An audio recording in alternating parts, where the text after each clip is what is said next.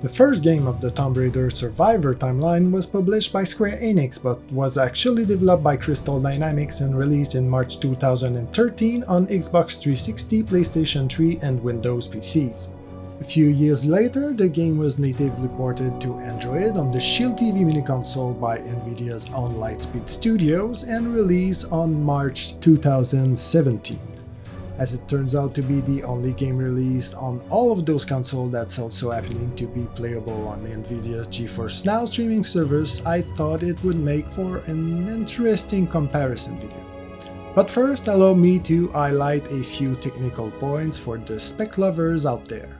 The Xbox CPU is a triple-core PowerPC design peaking at 3.2 GHz, while the Shield Tegra X1 is a 2x4 core ARM-based CPU running at a maximum of 2 GHz. It is a big little design, so only one cluster of 4 core can be active at any given time. The Xbox GPU can develop around 240 gigaflops, while the GPU inside the Shield TV is rated for about twice as much at 512.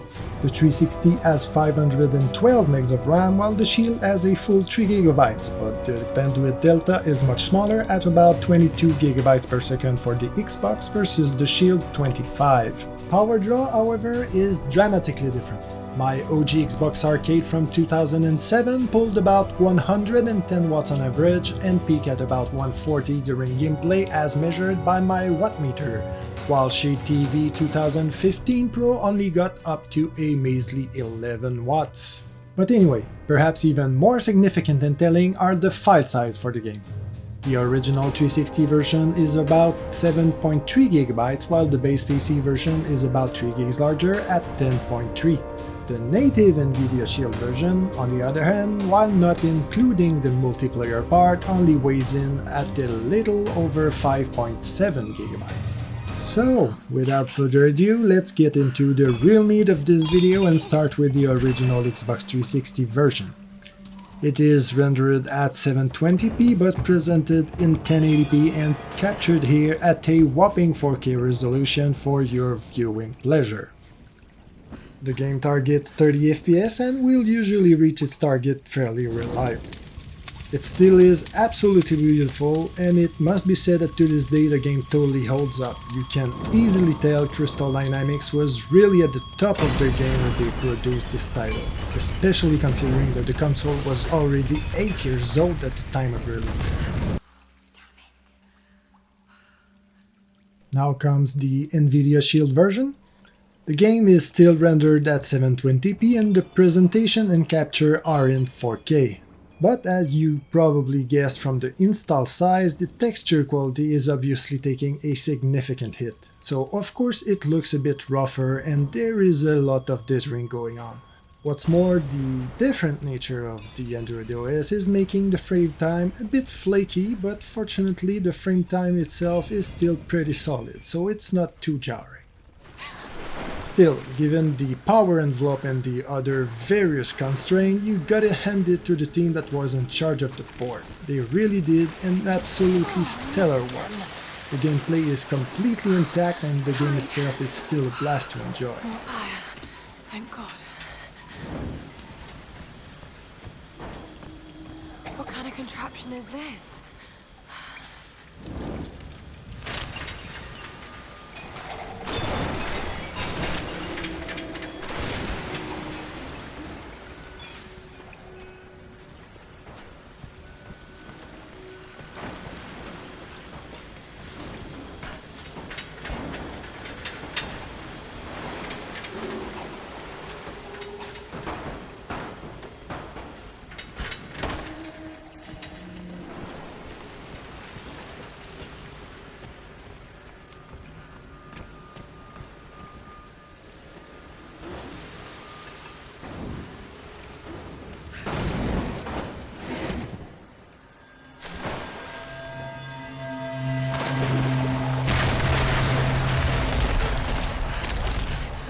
Get out of here.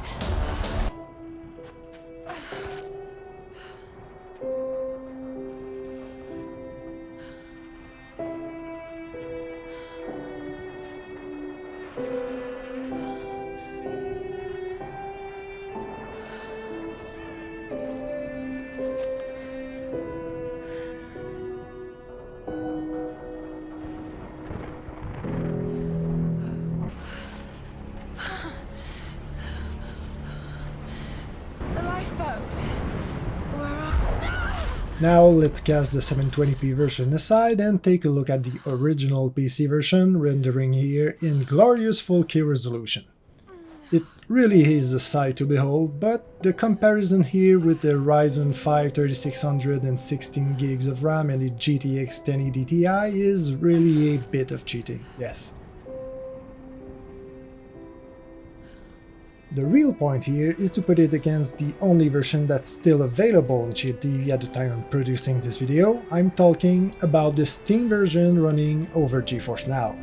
In case you are not familiar with it, it is a cloud game streaming service like Google Stadia or Sony's PlayStation Now, but where the latter two also double as completely independent storefronts selling their own copies of the game. Geforce Now doesn't try to sell you anything but the subscription and operates using a bring your own games business model.